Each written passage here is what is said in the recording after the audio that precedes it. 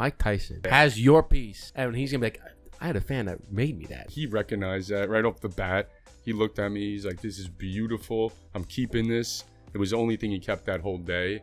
People were throwing diamond necklaces at him, which is crazy. I'm looking at this canvas for 2 days, and I'm literally putting shit so fast, like pop, pop, pop, pop, pop, pop. And I sold that piece for $2,000. It's always pops every once in a while. It's like, Yo, he just jumped like a fucking African bullfrog, bro. oh, there was a fucking bear coming through the window, bro. Yeah. Let me get inside your sugar walls.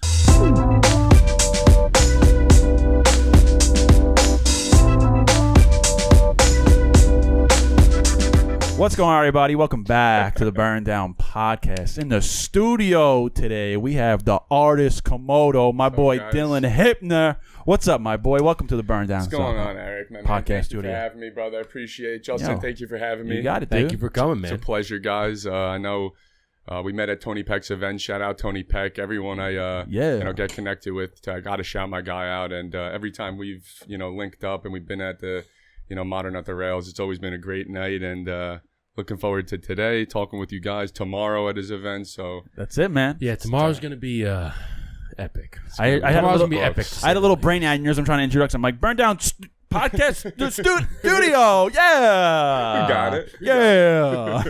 Yeah, it's gonna be good. So for those that don't know, Dylan is an artiste. Okay, Wall Street, right? Yeah. Came from Wall Street. We're gonna get into his story and stuff, but he's got some incredible pieces. Just incredible cigar pieces. He did a piece for Mike Tyson, if I believe right. He did one for Ronda Rousey. Yep. I mean, all of these are like one of one pieces in the world. Yeah, in the world. So we're gonna talk about how he got into that, how he left Wall Street to become an artist and stuff. Let's go. And what you do when you paint, not, I shouldn't say, I guess you do paint, but you create your art pieces, right? And then you go to these events, these shows where the celebrities are, and you make these pieces for them. It really reminds me of my great grandfather, because he used to be a painter. Okay, nice. And so it's in the family. So his name is Eric, August. The artiste. Yeah, I don't paint like him, but I got some creative juices from him. Okay, you got your own flow. This was my great-grandfather. His name is Augustino Vincenzi. He owned a barbershop in the Bronx. He's Irish? Yeah, he's Irish. And Irish and Romanian. But Irish and Romanian. Damn. No, he's Italian. But what he used to do, if this is back in the 50s and stuff, so when he used to find out a celebrity was in the neighborhood, he would paint them a piece. And he would just figure out where they go, and he would just wait outside and give them a piece and take a picture with them. So my great-grandfather... Right from seeing that, you got like some flashbacks. When I see you go to these events and you're like, I'm like, this is my fucking great-grandfather. Because, dude, he did Rocky Marciano, Joe DiMaggio, President Eisenhower. So, look, check this out. So, this is, he's got that piece. There's a piece right over there. So this is President Eisenhower back in the day. Wow. He did, let's see here. Who else? Those are pictures of the paper? Yeah, some of these are in the paper. This one is Joe DiMaggio. Wow. I wish I knew where this painting was. Look at that picture, but, man. See Rocky Marciano. Yeah, he's got some good. But just like you find out where these guys are, and I have a lot of his paintings in my house now. But dude, that is awesome. But it's pretty. I gotta look at those more one day. You gotta show me. Oh yeah, we'll show you after we get off. But it's cool that you do that because it's great exposure because it's you're getting in front of these guys. Mike Tyson, I think you did 50 Cent. I saw. 50 Cent, yeah, did a lot. You got to go to his Instagram and check out all these because I was going through that. I'm like, holy shit! Oh fuck! That's Mike Tyson. You did like Housewives, Mike Tyson right there. Yeah, the Housewives, Jackie Goldschneider. Yeah. You did all, anybody and everybody. There was a band, I don't even know who it was, but it was like a death metal band. Slaughter to Prevail. Bro, yeah, you those were guys. like, what was it? Slaughter to Prevail. They call it. So it's actually the first time I heard of the genre. It's called deathcore. So, hell yeah. So that's what you listen to in the gym. Fuck yeah. So I knew about heavy metal, but the deathcore I heard, and I'm like, oh shit, this makes sense. Hearing Alex the Terrible, this guy, how he sounds, but how he makes his voice sound is how I look at my art. It's like one in one in the world. Yeah. Like he has his own distinct voice. So people think that with scream, that you can just scream on a track. Not like him. And I go, dude, that guy sounds like a demon. First off, I said, okay, yes, you might be able to scream.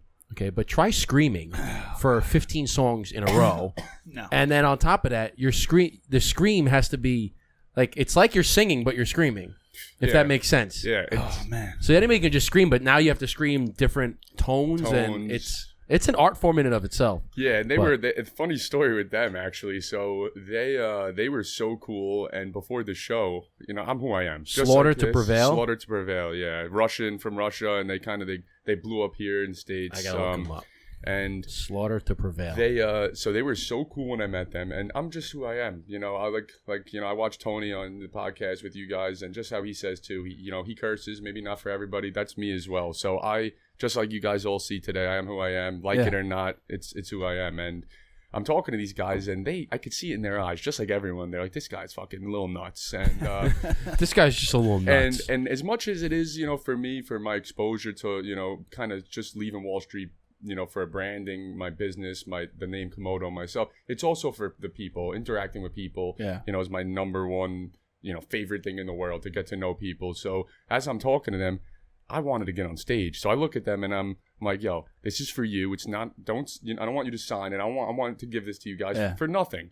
My one ask, I'm saying, let me get on stage and hold it up and promote you guys too. And I'll scream, I'll fucking do handstands and shit and fall and look like an ass. And they look at their manager and they're like, he wants to come on stage. And the manager, this guy wants he wants to come on stage. It's pretty fucking sick. And I'm like, and they're like, all right, yeah, last song, come on. So I'm in this middle of this fucking crazy mosh pit. So you went to the concert as well? You had to. It was a package. Oh, okay. So I'm like riding solo. I don't need nobody. Solo. You do a lot of these things solo, it looks like. Yeah, it's it. For you. It's what I need. It's nice to have a videographer, but I'm a type of guy, I'll look at the person behind me, make friends with him. Be like, yo, who are you? Okay, and we'll talk, get to know him, and do me a favor. And most people are really authentic once you get to know them. And I haven't had one person that looked at me and said no.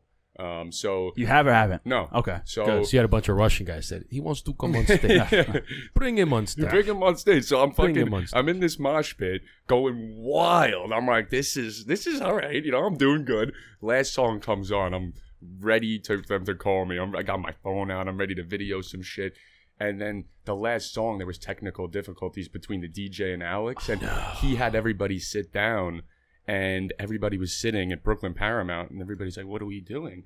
And he wanted everyone to jump when the beat dropped, and the song never turned on. So he got pissed, threw the mic, started yelling at everyone. And I saw on Instagram, they were all cool the next day. But from that one, for me getting on stage, that shit didn't happen. Oh, damn. I was going to say, because I feel like I would have saw a video of that. Yeah, that shit would have. But everything happens for a reason. I look at that not only that night, but in life. Something could have happened, and I didn't get on stage for a reason. Yeah, that's a good point. But so it's Slaughter to Prevail. Yeah, and the music actually, I'm I got it right here. You want to hear a song? Yeah, you go to the gym. This is you put them on. You're gonna be hitting every PR you ever hit. All right, with these guys in your ear. This is them. This is Slaughter to Prevail. This song is called Demolisher. Oh fuck yeah. Yo.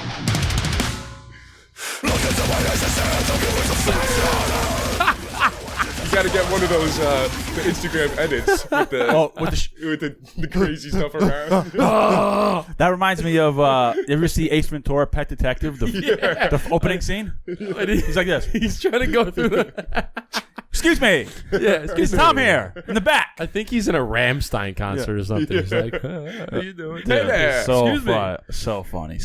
I love it. So tell us about all right, so let's talk about how you went from Wall Street to doing art. That's a big And what is Komodo mean? So I want to talk about your story. So how did you get into art? Let's take us from your background from Wall Street into art, and then how did you come up with Komodo as your artist name? That'll kind of the Komodo story will fall in before even I get to Wall Street. 'Cause that's been my nickname, since my friend Joe Foiler, Joe Pesci, Jeff Maloney. Would you own a Komodo dragon or something? I fucking wish. Wait, one of your friends, you have a friend named Joe Pesci? That's another story for God. We'll get him on here one day. He's an awesome guy. But Watch, he walks in, it's actually Joe Pesci. Yeah. All right. Hey, what do you mean? That's my friend. Pesci, yes. My friend. I said his name was Is that Joe Gallo or Joe Callo? Joey Call. So, right off the bat, East Meadow, grew up, big family guy, got an older brother, 2 younger sisters, best parents ever, big athletic family. So, always followed my brother's footsteps in football, lacrosse, basketball. when we got older, we both went into boxing. So in Westbury, Post Avenue, we were boxing for a little bit, and came to the point where, you know, my parents are the hardest working, like loving, caring, supportive parents anybody could ask for. So I look at my childhood like there's not one thing I didn't get. I didn't want a Lamborghini. I don't want diamond chains all over. The way that I grew up, I had everything. They got me my first car. People never had that. You know, till this day, I live in their house. They don't charge me rent. You know, the best parents. So for me, it came to a point where I wanted to get a scholarship, help them with money, and I realized football was you know, a gateway to that. So I was a middle linebacker at East Meadow. I was all-state there. Unfortunately, we didn't win the chip, but, you know, I had the best team. Went to Stony Brook.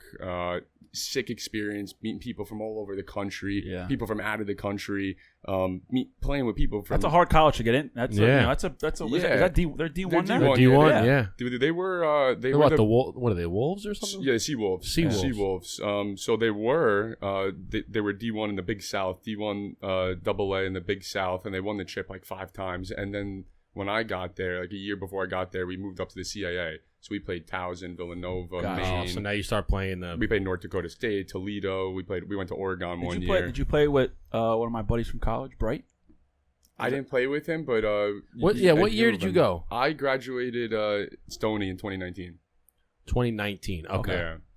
So he's way older. He's a little bit older, but Bright was a big name in East Meadow. He's like beast. Some of these guys that, you know, I believe his year they won the county championship. Yeah, he was like you know, he was like the big, tall, burly, like hairy middle linebacker, long hair. That year they were all like freaks. That year they actually accused East Meadow, the whole team, of being on steroids from how much bigger our school was than the rest of the other, like Syosset, no way. You know, like Baldwin. We were huge, and it's funny how to see now, like as kids, it's crazy. That year, you know, compared to even my year, they were fucking freaks in nature. Bright was a beast, but huge. What didn't Stony Brook didn't recently they have a good basketball team or something? They made it pretty far. I think that was when my senior year. Was it your senior year? I was gonna say, because I remember them getting into the tournament. It was a big thing. It was last year, 2 years ago. But the recent years, they had a team where they were pretty good. Yeah, they got pretty far. I didn't follow it as much, but I know the year I was there. They were really good too. So you played. So you played like Oregon. You played. So right when I got in, they redshirted me. So I was a redshirt, and they actually put me as a walk-on. So they were promising money. And I was so excited, you know, trying to help my parents out. They were saying we have money for you. And they said, Stony Brook, for people that don't know, is not cheap. Stony Brook is a. Well, Stony is actually it's a SUNY. So it's if you're in New York. Yeah, but it's not like it's still $20,000-$30,000 a year to go. It's not like exactly. It's not, you know. So right off the bat, they're like, look, still $100,000 to go to school for over the 4 years. Yeah, it's not like 5 it's if you got your master's. You know. So they said, you know, we're gonna have you as a walk on, and we think you could prove yourself. So I said, hell yeah, you know what? Let's ride. I'm gonna prove myself. I know. So I got to the field, started scrapping, started tackling the starters, screaming on the field, getting people to know who I am. And they took me off red shirt. I was on kickoff. Did they say anything like, yo, what the fuck are you doing? Stop hitting the starters, man. Yeah. Hit the second string. Yeah, no, because I was a scout. So when you get into, you know, typically D1, if you're a freshman, unless you're a starter, they have you playing scout. So you're versing the starters. So you're a look for them. And for us, at the same time, you're trying to prove yourself. Coaches, too, who are coaching the scout team, says, you don't want to give these guys a light look because they're going to eat shit on Saturday when we're playing. Don't hit the guy in red. Don't hit the quarterback. We don't like following those. Yeah, we hit that guy sometimes. Yeah, sometimes. Yeah, but everybody got to get touched. Yeah, but at least when I was on the field. Yeah, sometimes like you know if you can hit him a little bit, but if you got a clean straight shot, you're kind of like, all right, let me leave this fucker alone. You don't want to blindside him. Not the QB as much. The RBs I would tap up. The QBs, I'm not QBs really you don't touch. But so I actually broke my foot and tore my meniscus simultaneously, like both. It was such a quick thing, and I made the decision to stop playing. And I told my coach, and I said, listen, I love the guys. I love the team. I'm such a team guy. How can I be a part of the team? I'll be Bobby Boucher. I'll be a water boy. I don't give a shit. I like that. Water boy, he's killing. Yeah, I don't give a shit. So he loved that as well, and he gave me a scholarship to video. So now I'm still on the team. I got the scholarship from my parents, and I'm up in the stands, hungover from the last Saturday's, party I threw. video and graduating with the team. So you got a scholarship as a videographer for the football team? Yeah. So and I didn't even know they gave that. Yeah, well, yeah, there you go. The scholarship for everything. Yeah, that's sick. Scholarship for being left-handed. That's sick. Yeah, it was. That's like onus to you to kind of, just go back and say, listen, I love it. I still want to be a part of this. I just can't play. Yeah, and it was my a shit's genuine fucked up. feeling, What else can I do to be a part of this team? I want to be around football, and they're like, go video. They're like, yeah, you don't have to be on the field putting the pads on to be part of this family. And too bad they didn't give you that option beforehand. I'd be like, give me that. And I'm not going to the NFL. Give me that fucking option. I'll be a videographer in the booth. I'll save the concussions and get the free money. Thank you. Looking back, I would have shit on that. I would have said, hell no. I really wanted to go. Yeah, and it was cool because right when I was going in, that's when Will Tye, if you remember, he was on the Giants. Mm-hmm. Yeah, for sure. And he was catching TD passes, repping Stony Brook, and then he would come back to practice. We would have all the scouts at the stadium, and it was such a cool experience. But after graduating, came into the point still. I'm still, at this point, 22, 23, thinking about money and how I'm going to get that money. So right when I graduate, I always follow my brother's footsteps. He went into finance, being a business management major, and now he works for Charles Schwab. So for me, I'm like, just like everything, if he could do it, I could do it. I started working at Chase Bank, a couple branches in Long Island, Bethpage, Plainview, and eventually one of the guys working at the branch there saw me and brought me to Wall Street. He said, I want you on my team, just the way you talk, present yourself at your age, how you should natural about building relationships. Because like I said before, I love people, love talking. And I went to 28 Liberty Street, Chase Plaza, which is the #1 branch in the country. We got like $3.5 billion assets under management. Damn. And started off as a banker there. Took my Series 7 last April. Took my Series 65. That shit was crazy. What's the difference between 7 and 60? I've only heard of 7. What's the 65? So 7 is the one that they say in quotations like your official stockbroker. That one, in a sense, is you're allowed to talk about securities. To be an advisor, you need your 7. When you talk about the 65, 66, it's a lot of more laws, regulations, with those. Okay. But similar exams, they're both, they're all very difficult if you're not a test taker. So, that's an interesting thing because I was always wondering, like, what is, because so you're saying that if it can be if you know how to take tests, because I've always said that too. Certain tests, like, you can go in blindly even if you don't know the subject, but if you're a good test taker, you might be able to finagle your way around some of the answers. No, I think that's true. My buddy. Is that true? So it is my true. My buddy Joe Forler, he works at Fidelity now. He's always been a awesome test taker, and me and him are brothers. So there's not been he hasn't been in for 5-6 hours a night before studying for a test. We'll both be hanging out. He'll just go in that exam room and he'll be naturally not me. Good test taker, not me either. SATs 90, 91 GPA overall, but got into Stony Brook. So grateful, honestly, because the football. The athletic department was pulling me in because right off the bat, the 4 people at Stony Brook that graduated with me was 97, 98, and I think another 98 or 99. How the fuck did I get I was like, I don't fit in here. But that's funny though with like taking you can either be a good test taker or not a good test taker, and it's like the way that just saying that, okay, if you're a good test taker, you can get through this test. It's like, why is the test designed that way? Yeah. Like, for instance, you'll have a question where it says, all right, in what year did Columbus sail the ocean blue? And it's like, all right, it has a bunch of years. But then, 3 pages later, it says, in 1492, Columbus sailed across the ocean. Where did he land? Yeah. It's like, oh, wait, let me go back to the first page. Yeah. It's like, it's 1492. But I don't get the good test taker thing. Cause that's what I'm saying is like, that would be I was just never, like, I guess I can test good if I'm prepared, if I study. I never thought if I don't study, I'm a good test taker. So if I didn't study, I would fucking flunk and fuck. Yeah. Well, other examples, like let's say you ever see those questions like A, B, C, D, and E, and it's like A, B, C, 3 different questions, and then D is all of the above, and E is none of the above, right? And it's like, all right, and then you go through and like, well, A is right, B is right.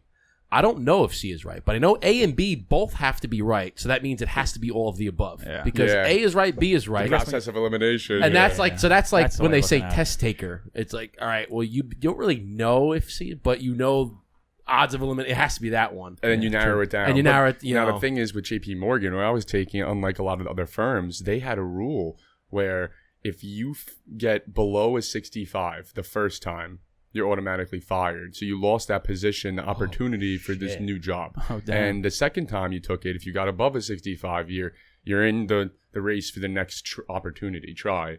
What if has anybody ever aced it? So if you pass a Series 7, for example, that exam, if you pass it, it doesn't tell you got a 70, 72 is a passing score. It doesn't tell you 73, 74. It says pass. Yeah. That 4-letter word is all you need to see. 72 so they is don't good as 100, know. baby. They don't know if you got... The systems probably know, but they don't put it out there on the pass or fail. Pass or the fail, certification exam. Yeah. So if you fail, you might have gotten like a 69. When you fail, they tell you. Oh, they tell you your grade when you fail? Yeah, they'll tell you. So that happens. Oh, so it doesn't matter as Yep. long as you fucking pass. And the funny thing is, I actually did get a 69. When I took my series. How many is it 100 questions? It's usually typically, so they split it. Back in the day, the Series 7 was one long exam. It was like a 4 or 5 hour exam that was about 150 questions. Now they split it into 2 parts. It's called the SIE exam, which is the Securities Industry Essentials. And now, unlike the old days where you needed to get sponsored if you had to get a job at a bank or a firm to take this test, now SIE broken into 2 parts. So the first part of the SIE, anybody could take. You don't need to get sponsored. So I think that's so cool because people were hungry. People were in college who want to get that head start. Not only do I have my resume, my letter of recommendation, here also is this first part of this exam. Right. You could tell I'm ready to go. So yeah, listen, I already got this. I'm halfway there. I'm ready to go. Exactly. Now just let me work for your bank and I'll finish the other half. And yeah, so it was funny because I actually got that first one. I got a 69, and it was. And you need a 70 to you need a pass. 70 that one, and it was. And I called my manager, and I was so pissed. Regrade it.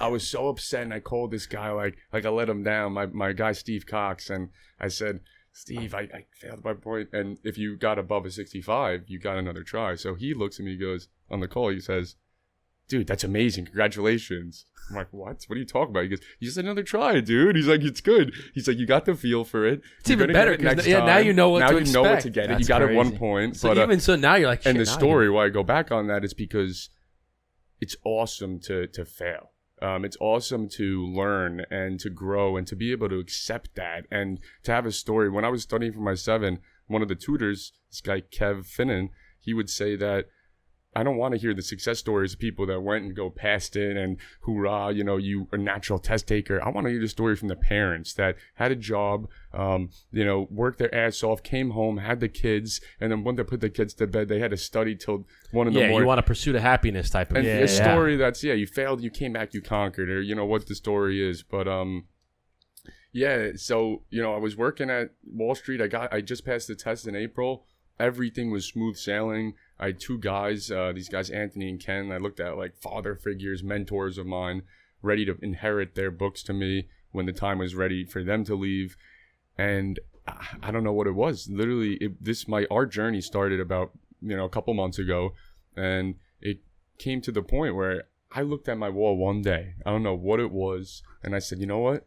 I want a Benihana wall. I just want me with like mad people I know, like 50 Tyson celebrities. And I said, I'm going to look right off I don't know what it was. I looked online and I said meet and greets in New York. And I found Tyson was going to be at Delancey Street promoting his new bud. And this was Tuesday and meeting him was Friday. So I said, I have 2 days. Let me just make him a piece of art. And my dad works. Did you ever make art before? Just gonna ask that. I made art, just as for a passion, just like I'll pick up a sketchbook and I'll draw, but never for someone. Not like this. So is that the first piece? This is the first piece I gave for someone, Tyson. Yeah. And describe to people that what you use, because I saw the video. Yeah. You used like boxing gloves and you used all sorts of... So that piece was, when I make pieces for someone, especially when I get the opportunity to, I should say, what I love is getting to know the person. Now, Tyson is easy because everybody knows him. These big celebrities. Yeah, and there's everyone knows much who they information are. on You them. just go on YouTube, Safari, you'll find out their life. Unfortunately for them, it's kind of weird, but, for him, I knew right off the bat that he's a badass motherfucker. Yeah. So it was a couple of simple things I could include, like a barbed wire I included in there. I included boxing glove I cut up that I said Mike. And then for iron, my dad works in a machine factory. Again, best fucking dad, does everything for me. And he got me these scrap machine parts from the factory. So I wrote iron, and with the material I used, the resin, I kind of had the iron in the lettering iron. And it was a simple piece. It wasn't so crazy, wasn't huge, but it said Iron Mike, and you could tell that it took time. It took effort, and he recognized that right off the bat. He looked at me, he's like, this is beautiful. I'm keeping this. It was the only thing he kept that whole day. People were throwing diamond necklaces at him, which is crazy, like tennis chains, and he only kept my art. He only kept the art. And it was... Is that wild to say that Mike Tyson... It's somewhere at one of his houses. Yeah. Has your piece. And he's going to be like, I had a fan that made me that. He's probably telling that to someone. Like, if somebody comes over his house and they see that, they're like, yo, Iron Mike, that's pretty cool. He goes, yeah, I was at a meet and greet. Some guy... That just goes back to just paying attention to the details. So you said people are throwing tennis bracelets at him and chains, and he doesn't wear... As long as I see him in public, he doesn't wear that shit. No. So why would you give that to him? You ever see the video of him? He shits diamonds out. Why are you going to give him a diamond? You ever see the video of him? You can just talking about that stuff. You ever see the video of him talking about all of the the accolades, like the gold belts, all the belts that he's had, and all the medals and all that shit? You ever hear? Excuse me. You ever talk about that? No. It was. Excuse me. He I forgot what documentary it was, but somebody was asking, like, Mike, this is your legacy right here. And he picks up the belts. He's like, this is just plastic. This is metal. This doesn't mean shit. He goes, this is none of this stuff means anything. And his point was like, yeah, this is all great. He goes, but that's not what's important in life. Yeah. It's like, yeah, okay, I made a medal. I got this. I got the heavyweight here. I got the belt here. I got this. He goes, this is all just fucking jewelry. This doesn't mean shit. What's important is like your loved ones and your family and taking care of people. So you want to hear And he's that guy. Like, he's that guy. Grant, in the ring, it was like he had two different lives. When he entered into the ring, he was a fucking savage. Take your head off, dude. He said in documentary, he said, when I was walking down to the ring, he goes, I'm scared. He goes, I'm shitting bricks. He goes, I'm nervous. What if this is the day I get knocked out? This, that. He goes, I'm scared. I'm frightened. And I get worse and worse and worse until I get to the ring. He goes, as soon as I step into the ring, I'm a god. Mm-hmm. Said, I'm a god. He goes, nobody can beat me. I'm going to eat his children. I'm going to take his heart out. I'm going to kill you. That's what he said. I'm going to eat his children. And he's like, as soon as I stepped in the ring, it all faded away and I became a god. He goes, that's what I felt like. And when I heard that, I was like, oh, fucking get chills. Like, holy shit. And Joe Rogan said, in Joe Rogan's podcast, he goes, somebody was talking about the setup. And the table that Joe Rogan has is huge. He goes, you know why this table's so big? He goes, I made this table this big because of Tyson. He goes, when Tyson was in my episode, the first time he was in the studio, he was close. And he goes, and Tyson was like, dude, Tyson was, he was so intense. He would like look through you. He goes, I was actually scared.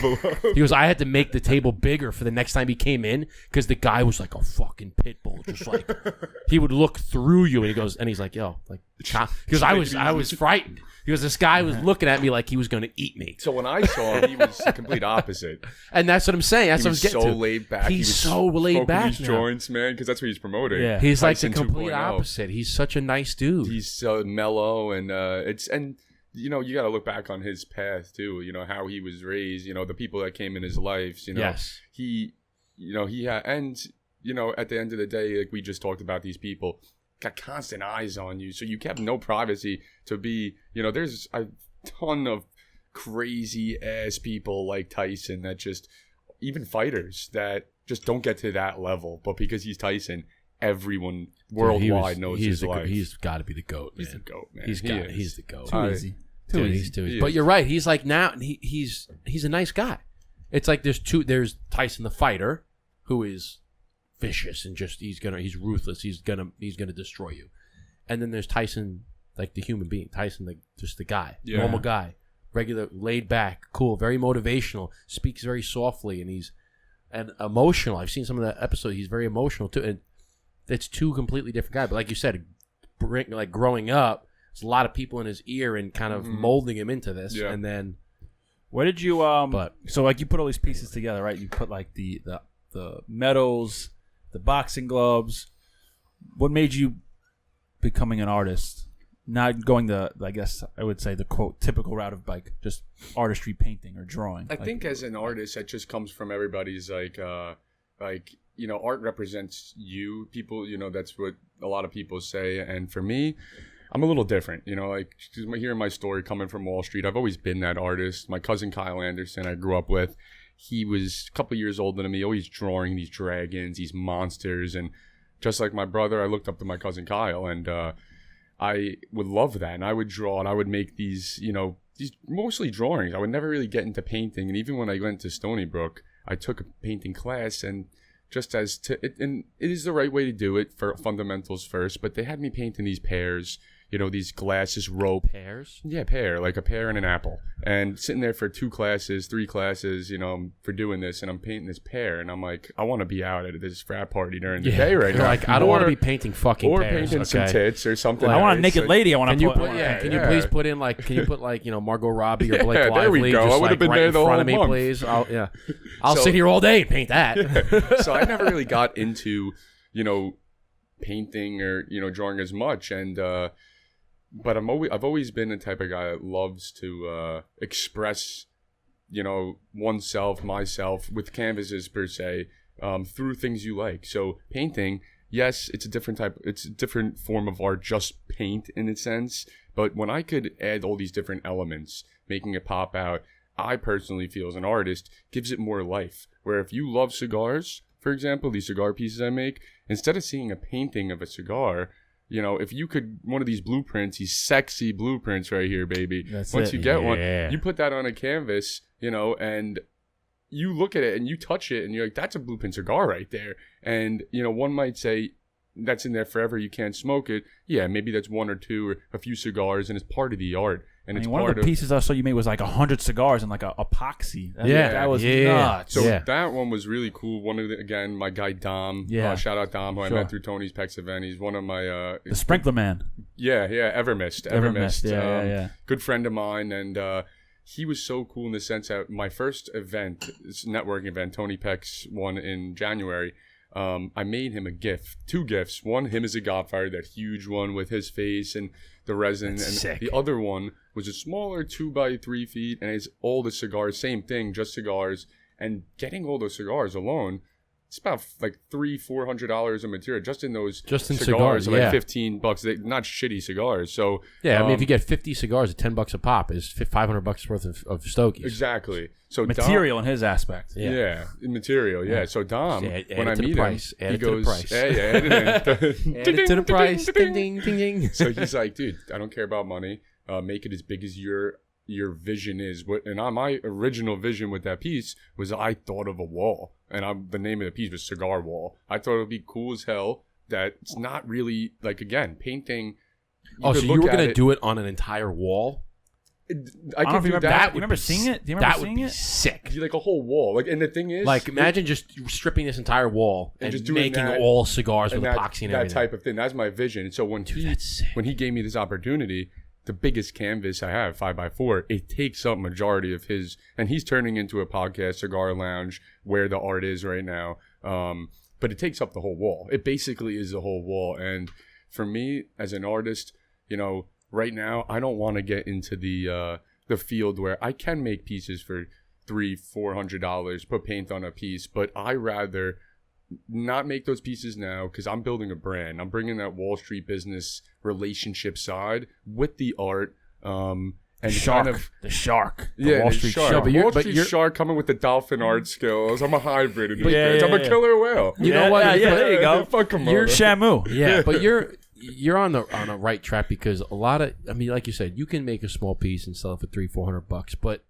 you want to make the pieces that really mean something, that are one-of-one pieces that are going into a client's home that they really appreciate. Like, this guy said, listen, I don't care what the price is, just make me one of these pieces. This is what I like. And you're making such a unique piece that is going to be a conversation starter in whatever room that it sits in, right? Like, this is going to sit in the cigar lounge, and the first thing people walk in, they're going to see it and be like, what the fuck is that? It's like, oh, I had this artist Komodo, he made this for me. These are real cigars, and this is real, like, he put cigars in here, there's real cutters in there, there's some shit from, like, the first cigar I ever smoked in there, like, and it's a real piece that's made specifically for the client. It's not something like, okay, I painted a fucking pear, and I put it up on here, and somebody came into my store and liked it, so they paid $300 for the pear. Like, that's not as customizable and as unique as what you're doing. Is I'm catering. I want to learn about my client. I want to learn what they like, what they don't like. Where is the piece going? Custom pieces. Yeah, it's really customized to your client. Yeah, and like for example, Dom, he's talking about for one of his other business, he has this another facility, and I'm not saying it's going to happen, but he's planning on having something open, and he's talking about one of his rooms, a Harley Davidson. He's like, be sick on the wall, just mounted. Now for me, like a full Harley, because what he's picturing. Just gonna mount a Harley to my wall, aggressive and sick, badass. Yeah. Like if I'm in that room and there's how it's kind of well done and it's mounted and it's like a vintage. Yeah. If I could just picture it now as an artist, like it adds that aura to that room. It's a conversation. You walk in, there's a Harley on the wall. Like, okay, let's talk about that. I'm in some. This is aggressive. Yeah, this is So for me, some real BDE going on. Yeah, definitely. So I'm talking to him and like, look, just for me as an artist, my vision right there said, look, let me take that Harley. If you do that, instead of mounting that thing, let me use that for material in one of my pieces. And then maybe I'll have it, like the first thing I thought of was having this thing going through a badass desert road, kind of creating the road, making it 3D, having skulls, bones, cactuses, make it look like it's fucking cruising down a highway. Using real skulls. There we go, yeah. Cracking skulls, Tyson style. Going into the graveyard at midnight and digging up bodies. That's free material right there. They'd be like, yo, those skulls, those are real. Free material. I got those from Oakmont Cemetery. I'm coming to you guys more for ideas. Yeah, I got those. I got these sick skulls. Empty grave. Sick discount. Where'd you get them? Oh, the cemetery. Got them at the cemetery. There's a couple of graves. Yeah. They're doing a sick deal. So a lot people are dying to get in. Sorry, I had to say it. That was good. That was good. That was good. That's a dad or yeah, that was a dad joke. I'm almost a dad. It's okay. There you go. So basically, that's where I get a lot more talking about relating with the people more. I feel like using those different elements, 3D objects, and it doesn't have to be like a cigar, football. It could be using plaster, using cement, sand, all these different materials to create dimension, to create depth, and bring it to life more rather than just having flat. And that, not knocking that style. There's a lot of different forms of art, just like in music. Artists, you have hip hop, you have house music, you have country. My style is that multimedia, mixed media form, and I feel it just adds more life, and that's kind of what I'm going for, that life, that connection. So what's one of your favorite pieces that you've ever worked on? Because you have quite a favorite celebrity to work for. I have to say, so the favorite piece, I have to say the one I made for Dom, just because my vision is I want to make these large pieces. I was trying to pull it up and see it. Yeah, it's actually pinned with if you go to my page. Oh yeah, second one. Cool. Just because it's like those are the size, the pieces. I want to do I want to do one for. We got to get one in here. Yeah, I would love to do one for here. More so, I don't know where the hell we put it. We're running out of wall space. I tell a lot of people, like clients, the more money I could get in material, someone wants to spend, the more I could add value and make it crazy. That's the one with all the stuff. Exactly. So when I went are those all real cigars? Real cigars and real bullets. Real cigars and real bullets. Yeah. Yeah, that's the one that's got the bullets and shit. That's sick. He gave me all those bullets, and then I got all the cigars. And right off the bat, it's $2,000 of cigars, and it's $1,000 of bullets. So besides the artistic value of that piece, it's $3,000 on the wall. Just on material. Yeah, and I like that. That's what I like. Because now they come up, and somebody said, "How much that cost you?" Like, well, it's $3,000 just in material. Just in that, and then everything I did to it. Just in material. That's a $10,000. You got a Romeo and Juliet. Nat Sherman. So every cigar in that, not every one, but my vision was to have as much diverse different brands. Yeah, I see Fuente, Punch. We got to get one with. We got to get one with, just all blueprints, all blueprint cigars, all blueprint wrappers. Well, now we have the new one too, because here's gonna be sick. This would be really sick. I just popped into my head. An American flag. Yes, because we have the blueprint, and the next one's coming out is red. So we'll have blue and red, and you make an American flag of all blue and reds. Fuck yeah, dude. Right? Because you make an American flag, all blueprints, and bro, the new cigars, bro. That's exactly what I thought of. That's sick. That I'll be honored. And we'll replace that American flag with that with Komodo's You know what's interesting piece. too is Let's go. So this American flag that we have here, I think this was given to us by I think it was I don't know if it's Lazy Boy Cornhole, maybe. I forgot. Given to my brother-in-law, gave this to us, right? And at first, I'm looking at it, and I'm like, so I'm holding it. I'm like, why are there stars on the bottom? Like, because when you turn it sideways, the stars are the bottom left. I'm like, shouldn't they be on the top right? And I actually just found this out. I was looking up the United States flag code about what you need to do when you're hanging a flag. Like, a flag always needs to be lit. It always needs to. If you have multiple flags, then the United States has to be higher than the others. A flag has to be. If you're amongst other flags, it has to be center of other flags, right? Makes sense. You're never supposed to dip a flag to anybody else. Like, this flag never dips; the flag stays up.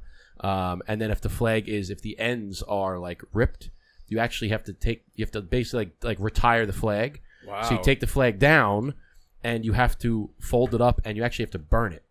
So like when a flag is no longer be able to quality enough to fly, you need to burn it and put up a new one. And one of the other things was that if you're hanging it vertical, the stars go on the left. And I just found out, and I said, oh, so this is meant to be hung vertically, and the stars have to go on the left when it's hung vertically. Yeah, that's a sick piece, though. And they said you never fly it upside down unless it's a sign of severe, like, distress of the country. Then you fly the flag fly it upside down. Fly it upside down. That's interesting. But these are all things. At first, I'm like, why the fuck is it backwards? Like, why don't you use a backwards flag? But it's not. It's supposed to be hung vertical. So we'll have to get an American flag made of all blueprints and the new ones. And that's another thing for me. I look at my life like, I talked about this last night, like a book, and I feel like everyone should. That your life is a book and full of chapters, and I'll repeat it.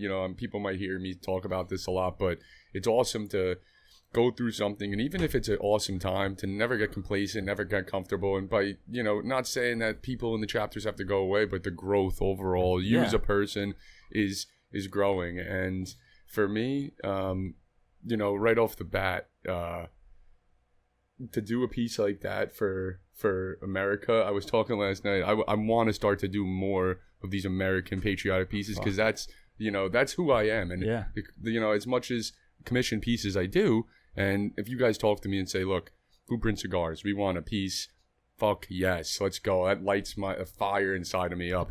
But for me, that juices the plums, baby. That'd be so sick, dude. But the thing is, for me, I have so much shit in my head too. Like, I could eventually, I'm right, gonna have and a couple of storefronts where you'll walk around. You're gonna see this piece tomorrow. It's a sneak peek. It's called the Billiards Buck. It's 5 feet by 4, and it's for a pool. For people who love pool. I love pool. It's literally all pool sticks and real. Are you selling your pieces there tomorrow? Yeah, so I have. You're selling this one tomorrow? Yeah, so it's selling. It's $4K minimum. This one I have. Dude. This piece is all real pool sticks, all real balls. Is a buck. There's a stag amount of a white buck that I got that I painted custom. He has bullets around his neck. He has necklaces. This is a separate piece? This is the same fucking piece. It's called the Billiards Buck. So it's a buck in the middle with the neon lights as billiards, pool sticks, pool balls, cut up footballs, cut up baseballs, cut up basketballs, golf tees, poker chips. Dude, it's for a man. How much does this go for? For the 4K time minimum, this brother. Is 4K. So, and just checking his bank account right now. Do I got enough money? I'm texting my wife. And the thing is, for me, like, that's a sick piece. Though. That's literally all up my alley. Like golf, bullets, bro, billiard cues, a deer. Like, it's huge too. It's like, I have to bring some cash. And the cool thing about the piece too is, before I even did this piece, there'll be times where I'll just create a canvas. That's when I paint. So people, when I was an artist, say, "You paint? You an artist?" I always say yes, because every one of my pieces, the painting that I'm doing, it looks a little simplistic, but the way that I'm using spray paint, the acrylic paint, the oil paint, the tools and the instruments that I'm using to get it on, I can't create one of these pieces again, like one individual piece, for the rest of my life if I tried forever. Well, you're also. It's interesting because when somebody says, "Are you a painter?" you say, "Yes, but I don't use paint." And people are like, "Well, what do you mean?" Like, I paint. No, so what I'm painting things, but I'm not using paint as my material. You understand? Like, you're making these beautiful pictures and works of art, right? You're making a stag, or you're making an American flag, or you're making this beautiful artwork, and it's like it looks like it could be a beautiful painting, but you're not using paint. No, so I am using paint. Well, I'm just saying, like in some of these other cases, like with the cigars and the bullets and all these things. And then so every piece I use is paint. So you are using paint. So I'm using paint. He uses goddamn paint. I use paint. So how I use paint is what I mean is paint, because some people just have paint and it's a painting. So for me, that's what I'm saying. My like, paint, you'll see this billiards buck, this piece tomorrow. I could sell this piece, just the background, the paint, how I have it, all black light paint mixed, and when I throw all the layers on, it's all dripping in the layers. I turn it upside down. I'm throwing it on my head like a madman, and the way the paint's mixing, it's dripping. You look at this thing and just how the backgrounds look on my pieces, people like to buy them for them. Now for me, just starting off, I can't sell those. I'm not Alec Monopoly, so I can't sell yet. So I can't sell those pieces for the price that I would want. I would have to sell those pieces for a couple $100, and I'm not doing that. I'm going to put other shit on it and have it to the point where this is worth it's always way like more. There's like you take like paint and like splick it on or splick it. That's an industry. That's an industry word, term. Yeah. Yeah. I'm gonna start Splick it using on, that. man. Split. It sounded right. What's your method? It's a splick. Splick. You know, splick. You put it on your hand. You Splick just on the fucking left. splick it on there. Splick it on there. I like that. No, but I word. have seen that. But so it's interesting because you're using paint in a like where some artists would it's not use the paint painting. to like a Bob Ross would actually paint a picture. a picture. To paint You're a using it scene. in a different way. Yeah, So for you're backgrounds. Like so I'm painting it, but I'm not using it in the way that that most people think a painter would use. And it's probably also easier just to say yes, because if you say no, then people are like, "What do you mean?" And you have to be like, "Well." Everyone I talk to when I explain it, I have to. Right when I'm multimedia, mixed media artist, people are like, "What the hell?" Yeah. So I have to pull up my portfolio, my Insta, show them, and that's why I have Dom's piece pinned. This is right when people see those cigars and those bullets, they're like, "Wait, sick, dude." You know, Do you ever have like not like writer's block, but like creative block? Like you're like making a piece, and all of a sudden you're like, done. So the hardest thing for me, like as an artist, the most time I spent is, I'll sit there, I'll have a beer, I'll be chilling, and I'll look at the canvas.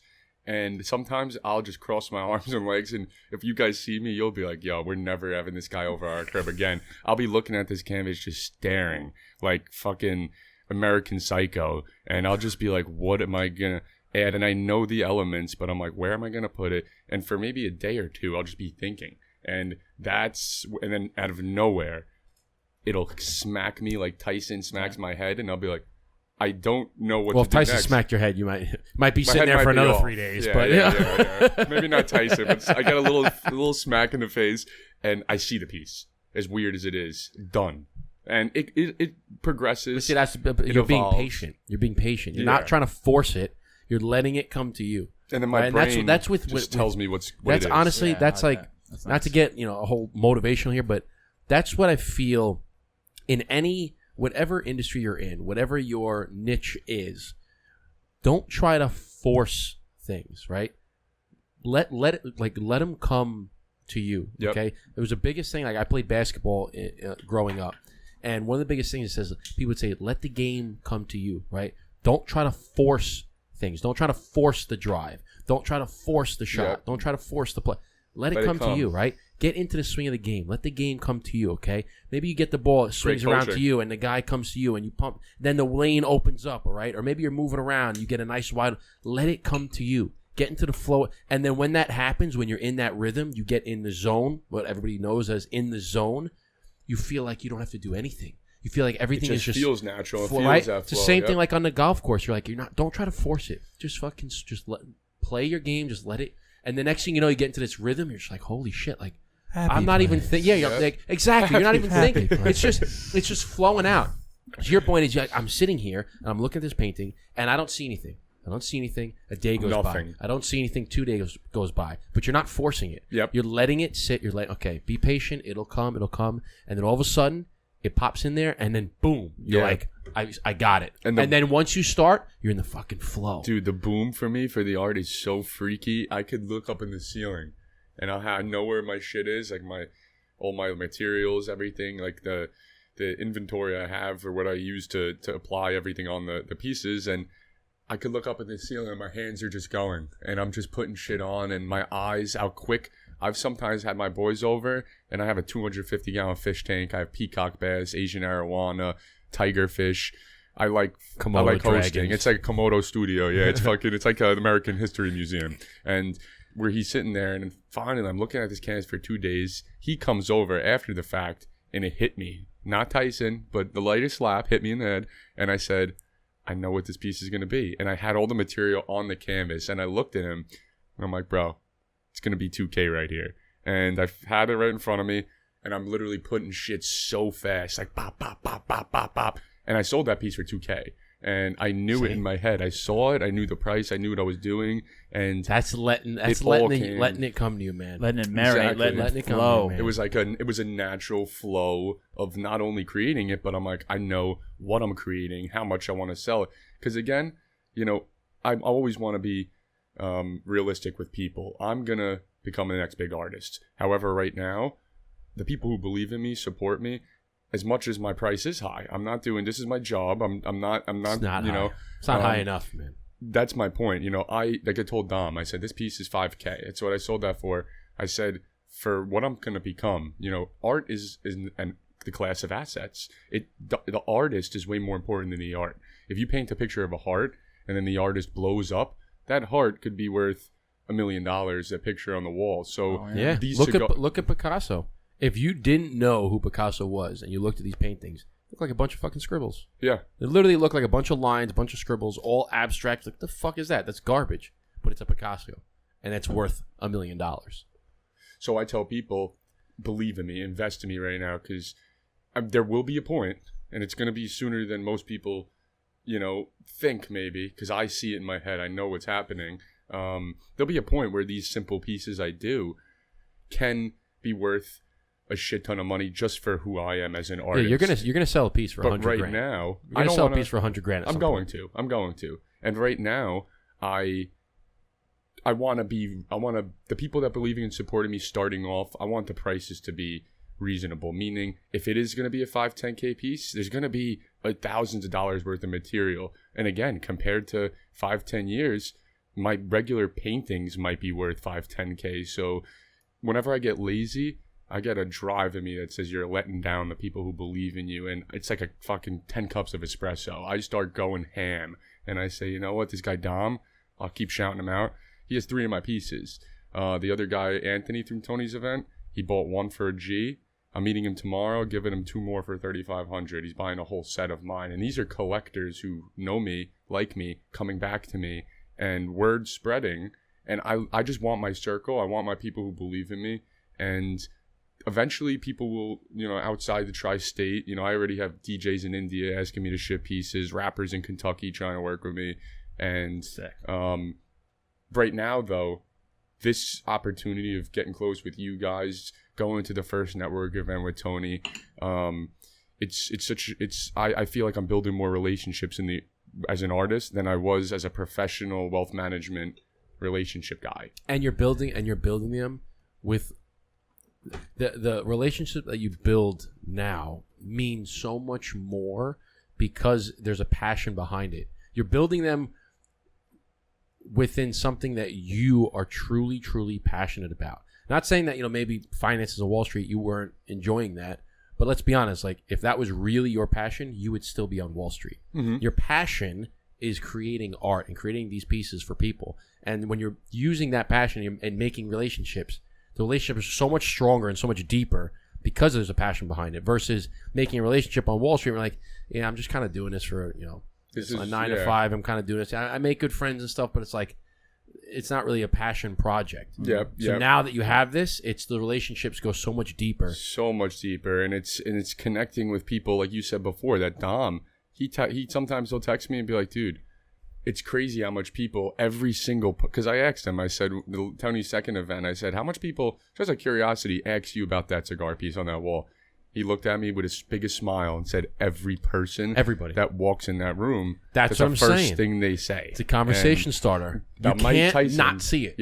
There's maybe not as much as Dom, because again, Dom commissioned that piece for me. That was something that, wasn't a surprise I just gave to Tyson. So obviously, the size, the artistic effort, it wasn't the same as Tyson's. Dom's was nuts. But Tyson's as well. He definitely has that somewhere in one of his cribs. Yep. And maybe not as much as Dom, but definitely, even if not now, in the future, maybe a month, a year, he'll talk about that piece with someone and say, that guy, Komodo, the artist, a meet and greet gave it to me. And and he was awesome. He was a little nuts. I looked at him and I'm like, dude, knocking people out. Like, and I fucking like gave him a crazy hook, and he looked at me like when he gave me that look, like he looked at me like I was a little sick. He's like, wait, did you gave him like so I gave him the piece. I'm like, yo, there's blood all like there's like, you know, there's barbed wire. You're the baddest motherfucker there is. There's barbed wire in the piece. There's you know, iron in the piece because Iron Mike. There's real iron from fighter jets from you know, that get made for the U.S. military. There's scrap parts. And I said, there's red splatter paint all over it. It's, you know, inspired, you know, replicate his blood for the people that you knocked the fuck out. And I gave him a crazy little hook, and he looked at me like, all right, this is dope. Dude, let's get back to the yard. Like, all right, man. Let's back up a little bit. Listen, that's bold of you, because I wouldn't be faking any sort of, you know, little thing with Tyson, because he might, you know. You seen that video of him on the airport? It might, you know. The airplane was a listen, dick. I came with love, bro. Well, he sensed that. He's like you said, he's a realist guy. He sensed it right off the bat from me. Of course. Like the smile I have on my face, the opportunity to meet these people, and not, hi, big fan. Nice to meet you. But you don't want the instinct Tyson to take over. You throw a hook, and all of a sudden he does his hip thrust and body shot, and you're oh my god, here's your heart. You don't want the hangover, Mike Tyson. I've seen that. I've seen that video. Yeah. I've seen that video on the plane when people were like fucking with Tyson, and then Tyson gets up and he's like, and he just bang and just puts the guy asleep. And in my head, I'm like, what did you expect was gonna happen? Yeah. A paycheck. Like you're exactly. you're messing with the baddest guy on the planet. Like, why? What are you doing? Attention. Right? Like, you're messing with, what did you think was going to happen? He was just going to let you hit him? No, he knew. You said it best. A They paycheck. want- There's two They things. want. A They want. paycheck See this or color on the attention. wall? This green. Yeah. That's what they want. They want that green. Did they get anything? Did they get anything? Who fucking knows? Well, we got this Alvin's video. They're like picking with it, messing with it. Yeah, it's and the that's same the thing. It's thing. like people, But like, you push them around. Next thing you know, bang, you But crack even them in the though- face, and they go even down then- like, oh my god. Yeah. And even There's then, another if you're the video. guy who gets paid. You're known as the guy who fucked with Tyson, and you're a scumbag. For what reason? So you Okay, yeah, great. You got. I hope that paid for your. Now you have like broken a jaw. house. Like, oh, how'd you pay for this house? Oh, I fucked with Mike Tyson. It's like, Yeah, and, you're an and asshole. I sued him. You're an asshole. That's like, There's really? another Good for video. you. Sick way. But it's Yeah, the thing good is, for it's you. like it's you know Bird. it's Yeah, you know scumbag. it's like that one. What's the adage? It's like ask stupid questions, get stupid answers, or something, or like you know do stupid things, get stupid results. Whatever the adage is. But there's another video of some guy on. It's like a CCTV or a security camera. And there's these two guys on the sidewalk. I don't know if you've seen this, but the one guy starts shit. They get into like some tussle, and one guy pulls out a gun and points at him and says, "Leave me alone. Back up."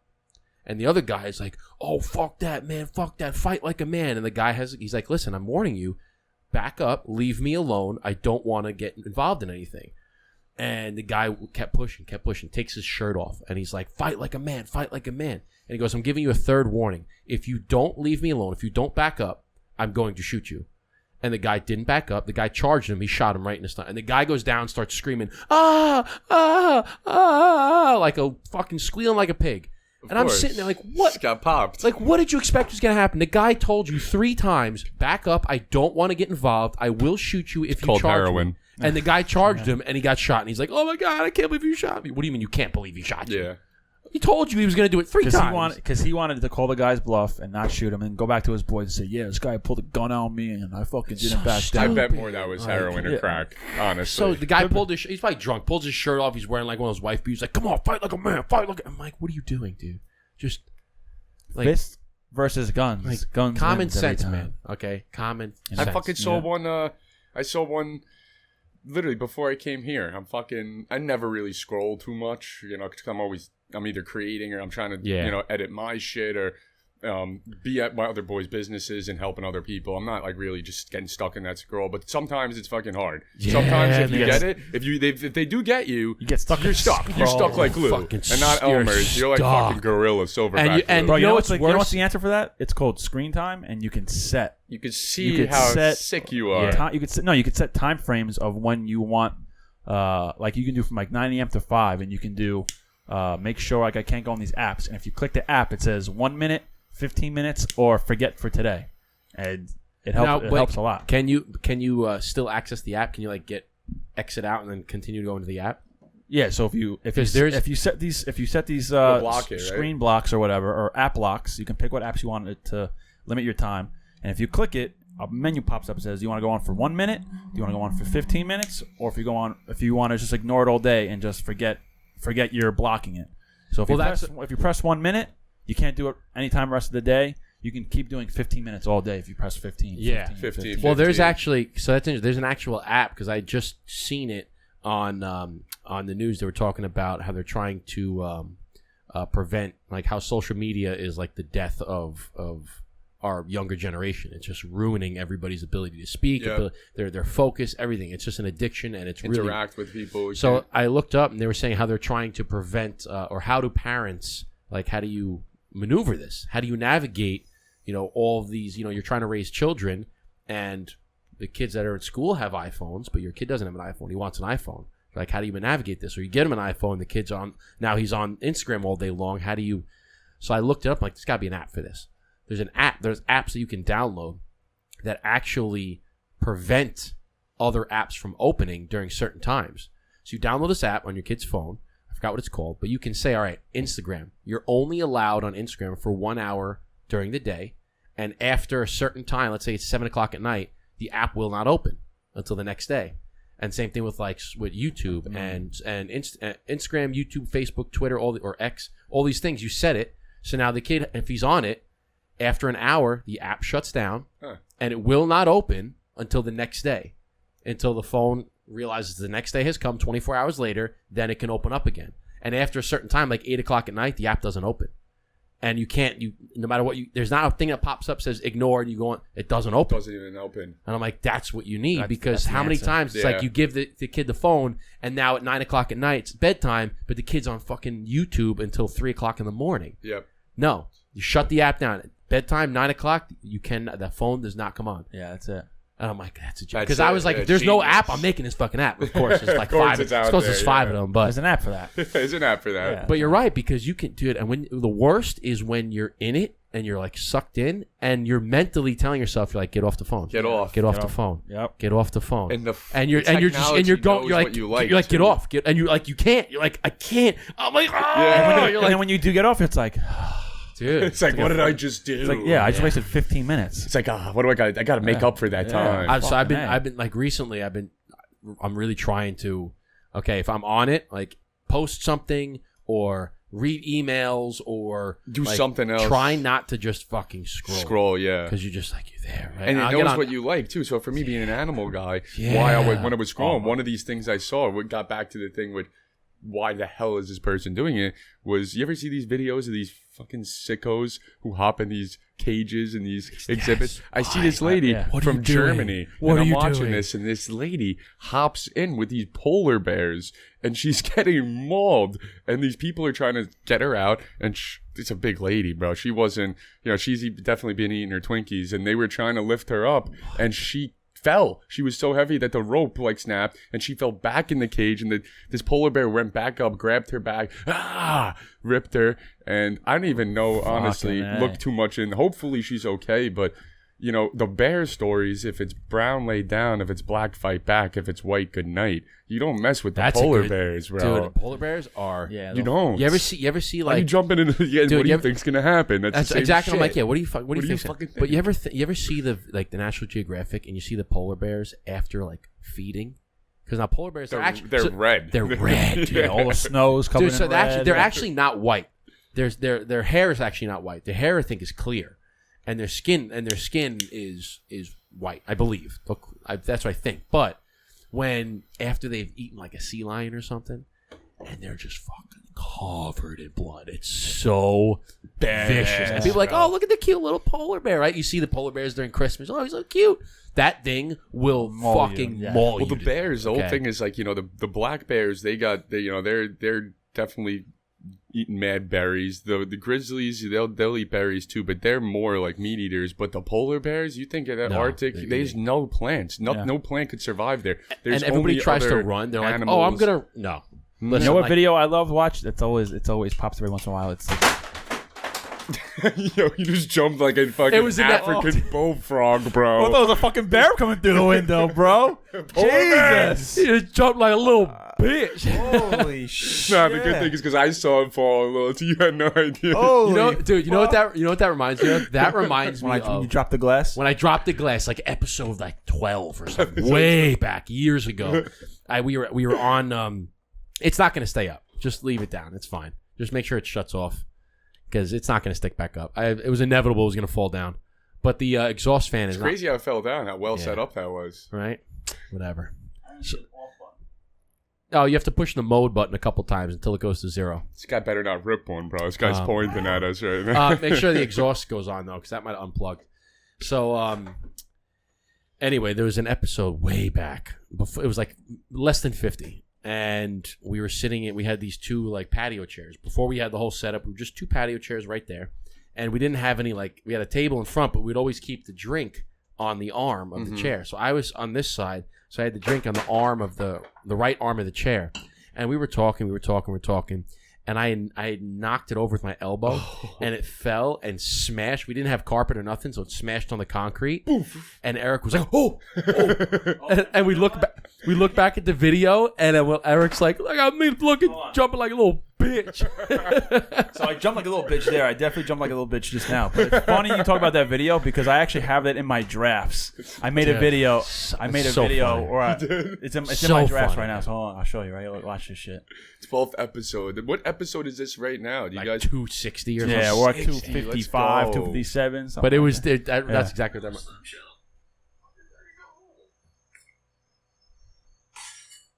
Bro, you just scared the shit out of me. I couldn't see that video of me jumping like a little bitch. Yo!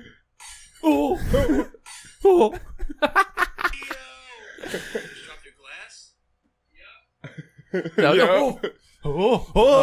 That scared the fuck out of me. We gotta look back. We gotta have a blooper of you. You just fucking getting scared. It's got me right here. Yeah. I can't escape it now. But so what I was trying to say was there's a video that's I love watching it anytime it's like on Instagram or whatever. But it's it's like the jaguar hunting the crocodile in the river. And it's the caiman crocodile in the river just chilling, and then the fucking jaguar's just like scoping. I'm okay. Thank you. Just scoping, and he just jumps in and just rips it out of the water. I'm like, that is fucking. Bro, did you see the one of the yeah? Did you see the one of the alligator and the deer or the zebra or the elk, whatever it was? Dude, vicious. So this alligator grabs it's got something. Let's just call it a deer. I think it's a deer. He's got the deer by the neck, and it's got the deer by the neck, right? And I think the deer's dead. I think, but he's got the deer by the neck. And what alligators will do is they'll like roll. Death roll. They do that. Dude, this fucking gator has the thing by the neck, right? And just does a whoosh like that, and you see the body. So it goes like this and then snaps. Yep. The body comes like this, and when the gator snaps, the vertebrae, dude, rips the head off the body completely severed. In one like boom, like little twist. Completely rips the neck off. The hardest bite force in the animal kingdom. Dude, it was Which is what, a crocodile? Crocodile, yeah. Gone, Damn. dude. That's what. Well, but they also say that a croc has the hardest bite, but it can't. It has the weakest opening. So if you get on a croc, you can actually just like pinch its mouth shut because it can't open it. But or turn side to side. So so like if you're on it, you can hold its mouth shut like this, and it can't open it. Because it the pressure of going down. Yeah, pressure of going this way is not as this way. Like so, if you're in there and it bites you, you can't open it. Game over. There's no way. Yeah. Yeah. But if its mouth is closed, you can actually pinch it like this, and it won't be able to open. Or I don't know if I think it's crocodiles, where they said if for whatever reason if you're ever getting chased by a crocodile, you run in zigzags. Yeah. You don't run straight. For some reason they can't. Well, that's not really got to worry about them so much. The crocs, you don't got to worry about them when you're running as much. You got to worry about them at the water's edge. Yeah. Because that when you can't see them, that's most of these. These different countries. They're just chilling right Dude, there. and the sad thing is, a lot of these countries, that's how they get their water. Their water source is down by the river. Mm-hmm. So they don't have a washer and a dryer stacked up in their art gallery next to their freaking fish tank room. Next to their Komodo painting. Like us Flids. They got to go down, wash their little Jimmy Johns in the river, fucking get their water for the evening, and realize, they're not realize, they know that those monsters are lurking, and they just have to go there, and what they do is they'll try to set up nets. They'll try to use poles in the ground and set up safety areas and nets. And these crocodiles are smart. So overnight, they will get in that little pool eventually, and you can't see them in the smallest pool. Yeah. I actually, one of the funny story, one of my college class, Stony Brook, I just love animals. And this one class, it was called Apex Predators. The classes started at the level of difficulty from 1 going to 3. This was like 350. So this was a very complex. What was the deadliest animal on the planet? Probably like a spider or something. On the planet, the deadliest animal, there's a few of them, like a box jellyfish. Some of the that's what I was saying. I think like it's something small. Yeah, box jellyfish. Like a lot of the poisonous ones, like the snakes, like the mamba. Like you talk about like a predator, like spiders. Spiders are actual too. Predators. Yeah, but no, that's funny because there's like whales, killer whales. All the ones that look beautiful, killer whales are. I just saw a video of a killer whale mauling a great white shark. Yeah, they maul the great white sharks, but there's historically. Correct me if I'm wrong. I could be wrong. I don't think there's one, and if there is, it's few reports of killer whales killing humans. No, and they attack boats a lot. They attack boats that are going through. They don't know what a boat is, so they just see this thing on top of the water, and they're so smart. They have been notoriously proven that they're going at these big boats. Don't they actually hunt great whites for fun? I don't know if they actually eat them. I've heard that they just hunt them for fun. I saw a video of a they girl. fuck with them. She was on a surfboard like in the middle of the water, and all these killer whales were like around her, and she was like ah. So people were like, oh, don't have to worry about it. They don't kill people. And then I was looking through the comments, and someone was like, marine biologist here or whatever, person who studies animals. She's like, if people are saying that killer whales don't attack people, you're false. Crazy. Yeah, because they do. They will. There's cases from this, and this. I'm like, damn, that's fucking nuts. Well, that's another thing too. Is it's like there are some cases. You can't okay, if you're swimming, like in the middle of the fucking ocean, and then you get attacked by a shark. Don't be fucking surprised, okay? You're in his habitat or her. Yeah. You're in its habitat. You're in its home. 2024. Okay, and you're in they habitat. Like I always think about this. Okay, what or like the people that fuck like okay, you'll go into like on these safaris and you're like looking at these animals, whatever, and you're like driving through the and you're in their territory, and then they attack you, and you're like, oh my god, I can't believe it attacked me. What if somebody came into your crib and just started looking at you? Yeah, it's like nice art. You'd be like, get the fuck out of my crib. Is that a Komodo piece? I want that. You know what I'm saying? Like, I paid good money for that. There was speaking of the crocodiles, there was a funny video I saw of some woman down in like Louisiana, and she goes, "I'm gonna tell you. You want to know how to tell if there's crocodiles in the water?" She's like, "Come here. I'm gonna show you something. Throws a stick. No, she's like, "Watch this. Come here. Come down. You go down to the water. Come here. Watch this. Right. Here's what you do. You take your hand." She's like, you scoop it in the water, and you feel that. You feel the water. Sicko. Right? She's like, you feel the water, right? Sicko. If that water's wet, there's crocodiles in there. I'm like, that's a good point. She goes, that's how you know there's crocodiles. I have a fear of open water. I hate open water, like being out in the middle. Like if you're jet skiing in Florida. And like you get whipped off, and like all of a sudden you don't know what the fuck's underneath you. Especially that water. Fuck that, fam. Bad water, that Florida water, something else. Yo, I was in Turks, Grand Turks, on the cruise, and you go in all these different places, and there's this one thing called the Edge, and it's like you go on this booze cruise, take you to Stingray Island. It's actually one of the most safest places. Grand Turk is like a really nice, safe place, and this guy Sharkbait, his name was this tour guide. He took us to this spot. And it's called the Edge, and I think it's not like the Mariana Trench. I think is like the deepest fucking trench there is. But it's one of the top deepest drop offs there are, and it goes from like you see it. And at first I'm like, oh, hop in. Had a couple Miami Vices, my tits are shaking. I'm like, let's go. I'm feeling good, and then I'm in the water, and I feel like a duck, like a little duck in the middle. And I've been in open water, but this Edge. If you're snorkeling right off the bat, if you could tell 30, 40 feet water when you're going snorkeling in the Caribbean, whatever, it's still sketchy. Like you could tell there's enough water for shit to swim 40, 30 feet. Now it goes from like 30 to 40, 50, and then it drops to 50 to like 500, and then it drops to like 5,000. And the water, it literally goes black. So you see coral. It starts to disappear, and then the water's not blue; it's black. And as I'm sitting in there, I'm like, you know what? it's time for another Miami Yeah, Vice. yeah. Fuck out. There's going to be one of these big shamus rolling through Bro. this black water man. any minute, No, bro. dude, and I felt, I got the that's chills. exactly what I'm like, afraid of. bro. I hate feeling like you're a like just short. You know, can't do you're shit, open. bro. You're in open water. You're a duck. You're just a fucking seagull fucking sitting on duck. the water, and a fucking great white is about to come up and just eat your ass. Yeah. Bro, so I'll show you this picture. This was when we were in. So my wife and I went to St. Lucia, and that's where my brother and my sister-in-law went for their honeymoon. So that's Beautiful where place, that's where I proposed to her. Was in St. Lucia, awesome, right? bro. Beautiful. But we went on this booze cruise, and you go like snorkeling, right? You go Yep, snorkeling. yep. So they pull the boat up, and then they anchor it, and they say, okay, you're gonna get off the boat, and you're gonna swim towards the shore, and there's all coral, and beautiful fish, and all that stuff. But when you jump off the other side of the boat, right? There's fucking nothing, dude. So here's a picture of me. I jumped off. Okay, so I jumped off. So I'm just gonna show you. Okay, so I jumped off. Eric's gonna fucking have to use the bathroom in a little About to bit. jump again. So this Like a is little me. bitch. This is me in Little the bitch. it just laying in the yeah. ocean, right? And that's the other side of the boat. And dude, You look like a fucking peanut, bro. so dude, so Bye. so I jump in, right? So we jump in, and like you're swimming around. I'm like, hey, take a picture. I'm just gonna. It's beautiful. There's mountains in the background. It was kind of drizzling. Taking the picture, right? Sick But vibes. here's the thing, right? So now you put your head in the water, and you look. I look at the boat, right? I put my head in my goggles. I look under, and you just see the boat, and then you see the anchor, the line for the anchor, and the line just disappears. It's like you look. Yeah, I follow the line, and it the just line, gets blurry. dude, and it's gone. It disappears, yeah. and so then now I'm like this, dude. I like this, and I swim in a circle, and I face the other side. Man, of the slow too. when you Dude, swim so in now that I turn circle. around and I Man, face the slow. other. So I'm looking at the boat and I'm looking at the thing, and I'm like, if I turn around, there's something in my fucking vision.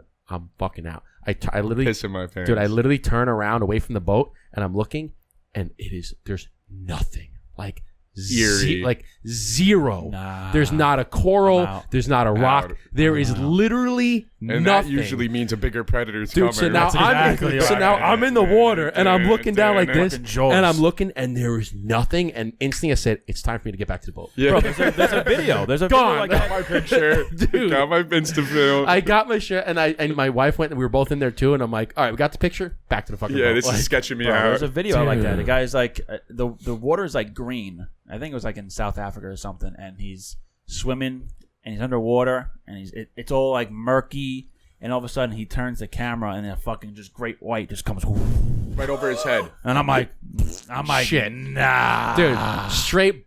So I'm Literally. actually big into like I really like that shit. I feel like I talked a big game, but to go down in that deep water, it's a little irky. Even though I love sharks, Yeah. predators, my shit. So these like little chains right here, the medallions, these are actually real authentic treasure from these like this treasure salvage company that I get.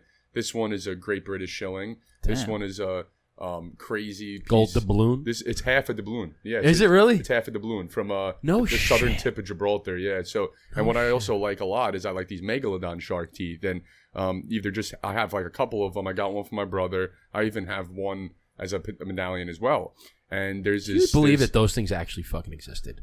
I do. exactly why I don't like the Dude, water. like the mouth of that thing can fit like a semi truck. It's like Dude, the size some of of this the room. teeth are the size of our heads. Like- One tooth. Dude, And- like if you got, and here's the thing, I'd rather be attacked by one of those than like yeah, because it's just like you just because like you'd just be swallowed. He You won't wouldn't chew be you. bit. There's an off switch. Yeah. Just off. Yeah, you wouldn't Bye. be swit. Yeah. You would just literally be in this guy's stomach, and then That's actually it. might be worse because now you're going to be just like digested, and you might suffocate to death. I'd but, rather like, have that problem. You know, Claustrophobic and it's fucking. Just like because you literally drowning like in it'd be water. like if you get inside like a humpback whale, Yeah. you'd literally just be swallowed. There's stories of them sucking people up and Yeah. then Did you ever spitting them back out. Yeah, did you ever hear about that guy? Yeah, that the guy with guy the was in canoe. like a canoe What a boss. and got Yeah. fucking What a swallowed G. and spit back out. That's a story. I bet he didn't You feel gotta like a get that G guy on getting the swallowed. podcast. Bro, Yeah, that's Yeah, what no, we a podcast. He was probably shitting bricks. he in said there. he goes it's like I'll be somebody turned the punching lights that off. thing. Bro, He goes somebody no. turned the lights Tyson. off, and I was inside of a whale's fucking mouth. Bro, I remember flying to Fuck Hawaii, that, flying to bro. Hawaii once, and we're flying out overnight, and it's like we're flying over the Pacific Ocean. There's not a cloud in sight, and then you just see the moon in the sky in the night, and it's glazing over the Pacific Ocean, and I'm just like, if this plane goes down, No, I dude, don't dude. want to survive. No, Just kill not in that me black now. water, yeah. I'd rather find like the air marshal's gun and just blow my brains out as the Yeah. plane's going down. Well, I don't that- want to survive. Well, that water, you saw that story of that kid, unfortunately, very sad story. He was graduating college, and this kid Cameron Robbins, and it was like one of those things where they go to Nassau, they go to Bahamas or Atlantis, you just graduated, so they're all these young kids. And this kid, to have some sympathy, like, and not be like an asshole, because this kid went missing. They didn't even, I don't think they found his body, and he jumped off the cruise ship in the middle of the night. They all had some drinks and shit. And I was looking in the video. I did a lot of research, and I'm very curious trying to look how this happened. And in a lot of these videos, the first crazy thing is right when you see this kid hit the water, you see to the left of him this shadow that is the shape of a shark that just came up a little bit, didn't touch him, and then went back down and checked him out. And then this guy just started drifting because of waves there. Besides the sharks, you're never coming back on board. You can't even swim. Bro, what so is this called? What's this guy's name? Cameron Robbins. I've seen a video. And, and then the next day, 2 days later, they say there's another YouTube video that comes out from commercial fishermen. And they say all our deepest sorrows for the family, condolences. And this is not a video to be like that, but it's educational to show people what this water's like. This is the exact spot where this guy jumped in, and they dumped a huge bucket of chum and everything. This is in the daytime, not even the night, when sharks, those sharks are hunting at night. Dumped the whole thing of chum in. Bro, like 100 sharks came right to the surface of that same spot. And, in the sense, just like what you said before, you're hopping in that water. You got to expect. Why? Yeah. Not Why? even that. I'm So saying, you got a cool video? Anybody that's hopping into, you got to expect that sharks, even killer whales. And I definitely was wrong with that, because there's multiple stories of killer whales. But even if they are not historically proven to attack humans, still not going. they're going. It's a possibility. There's something else out there. Fucking giant squid. Here's Those another things are perfect example. Perfect example, right? Like Giant squid, like a fucking elephant or something, right? They're aggressive as hell. Right? Or let's say like a giraffe or something that's calm, right? What would be something? Elephants are not calm. What would be something that's very calm that wouldn't really do anything to you? Maybe like a fucking gazelle, like a horse. Okay, like a horse. A horse okay? will kick this shit But out of you. Horse will actually do it. So it's pretty Horse much anything, right? The rule of thumb is if you leave them alone, they'll leave you alone. Like, don't bother them. Don't try to step into their territory. Don't try to observe from a distance. Like, don't get too. Leave them alone. You don't bother them. They're not gonna bother you. Same thing with everything, like spiders or like bees or any like foxes or the bears or anything like that. You fucking with it, it's gonna fuck with you. Yeah, if you fuck with him, he's gonna fuck with you. Yeah. If you Give it leave him the alone, horns. he ain't gonna fuck with the bull. You're gonna get the horns. Exactly. So That's leave it it. alone. So if you're jumping off a cruise ship, like why? Why are you gonna do it? First off, you're jumping off the top. That water is like fucking concrete when you hit it. Yeah. Okay, if you're jumping anything that's like 50 feet and above, It's automatic concrete. dude, that's like hitting concrete. Okay, so that's one thing. But just don't pick the cuddliest thing, fucking like a turkey or something that you could probably fuck up a turkey. But if there's a group of them and you go into the turkey's territory, and especially She's gonna charge. and let's say the male one has a couple of chicks, Couple of those boys. he's Yeah. fucking gonna try to peck you and claw you and do whatever because you're in his territory, fucking with his babies. Yeah. I don't care whatever it is. My dog right now, my dog Charlie, the nicest dog on the planet. She's a Chihuahua Terrier. She's extremely smart. She's like as smart as a German Shepherd. Very smart dog. Which is crazy. Okay, which is very odd for us, but she's super smart. She's old. She's like 11, 12 years old. Nicest dog on the planet. Very friendly, very cuddly. Scratch her belly, all that. She's going through right now what they call pseudo pregnancy, which is because she's not spayed, she still has all of her workings, right? She still produces milk and all these things. So every once in a while, when she goes in heat, she might go into a pseudo pregnancy, which means like her body thinks that she's pregnant. So her udders get a little bit inflamed and she starts producing milk. But now her instinct is to protect her pups. She doesn't have any, But she thinks she does. but she thinks she does. So her bed, her little doggy bed, is where her pups are. So anytime the other dog comes near it, she's like, and like barks and goes after her. Territorial, yeah. And she's not an aggressive dog. But the fact that she thinks she has pups, she's protecting her spot. Anything that comes near, she's like, Yeah. But that's the thing. It's like, They got pups. So you go near them. I don't care how nice and cute they are. They're gonna fucking come after you. Okay. I would do the same thing. If I had children and you come and you're threatening them, I'm beating you the fuck up. Okay. Especially I'm coming after you're going after children. But the sad part too is like certain areas, like I'm saying about these worlds, like specifically a big problem in India is a lot of the development. Once they're starting to build more and more into their environment, the big thing in India is not only in the water with these jaguars that could fucking swim. It's the only big cat that will literally fucking hunt and go and like, can swim as fast as hell.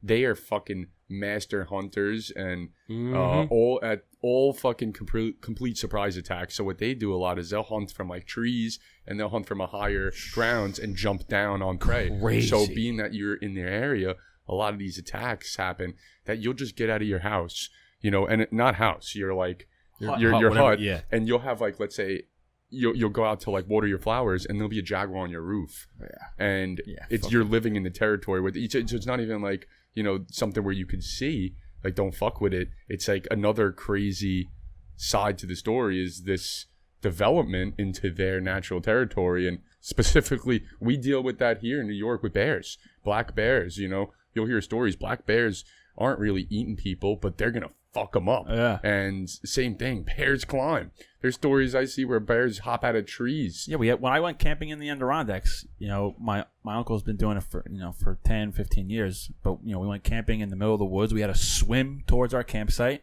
And he was like, listen, we either bag all our food and we bury it, or we fucking tie it in put on a little pulley and we hike it all the way up in the tree so we can't smell it.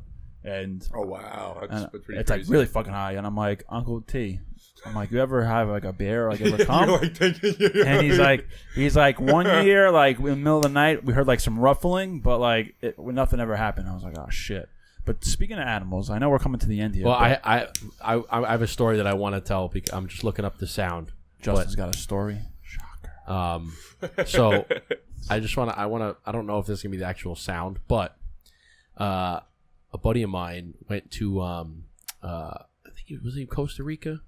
I think he went to Costa Rica to go into, and he went into one of these villages where they do what the heck's it called? What's that drug? Ayahuasca.